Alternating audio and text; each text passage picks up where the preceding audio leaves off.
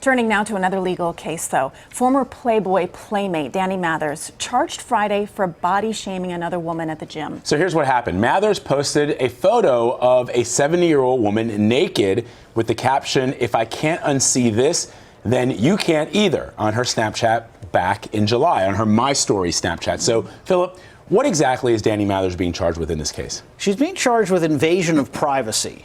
And the point is that the district attorney in Los Angeles says, when we go into a health club and we disrobe, as this 70-year-old woman did, we obviously have no expectation that no one will see us naked. She's in a shower, but we also have an expectation that no one's going to film us with a hidden camera and broadcast that.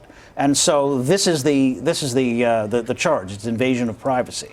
Can a woman, though, really expect complete privacy if she is in a locker room with other women? I'm always aware of it. I mean, personally, I'm and also, they do say, although they say no pictures. They do. Which I can't believe they have to say that, but yes. But should we assume that this is going to be a private space? Well, when you say private, what do you mean by private? Private doesn't mean no one else in the locker room is going to see you. No, that's not what it means. If you're really that upset about being seen naked in a locker room, wear a body stocking, wear a bathing suit, have a towel around you until you get into a shower stall, be in a different health club.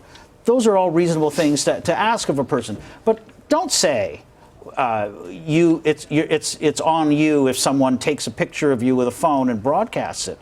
I remember the Erin Andrews case where Erin Andrews, you could have said, well, there's a peephole in your door. I should be able to use it. Yeah, so someone use it, or someone can, hey, the walls aren't that thick, someone could drill. No, when you're in a hotel room, you think, I'm not going to be filmed by the hotel or by another guest. Similarly, in a health club, it's not reasonable to think maybe someone's going to film me and broadcast, not just film for their own private enjoyment, but publicize this.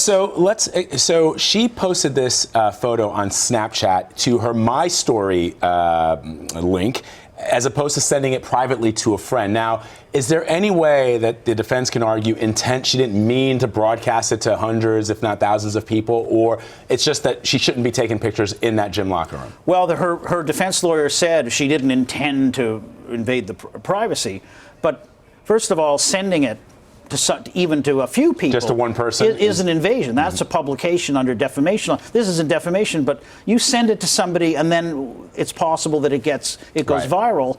That's one thing, and also intent. It's a clever way to put it, because there's intent and then there's knowledge. They're both criminal states of mind, and even if you didn't intend it, you really know what you're doing is going to result in that. And even if you don't know, you're reckless and you should have known. So it's a good first statement to make, to say she didn't intend to do that, but the district attorney will probably come back and said she should have known. I have a question about this, and it's interesting, and it's not in the same, but it goes to the question of privacy. I was in a club, and I wanted to get a picture of what was happening in the club, and I took it, and someone said, "Oh, you can't take pictures here," and I said, "Well, why? It's a public club," and he said, "Well, we don't allow that." And I just thought that was kind of interesting. If I wanted to keep the picture, could I have, or could they have said, "No, this is, even though this isn't it's not a private club, it's a public club, you're not allowed to take pictures here"?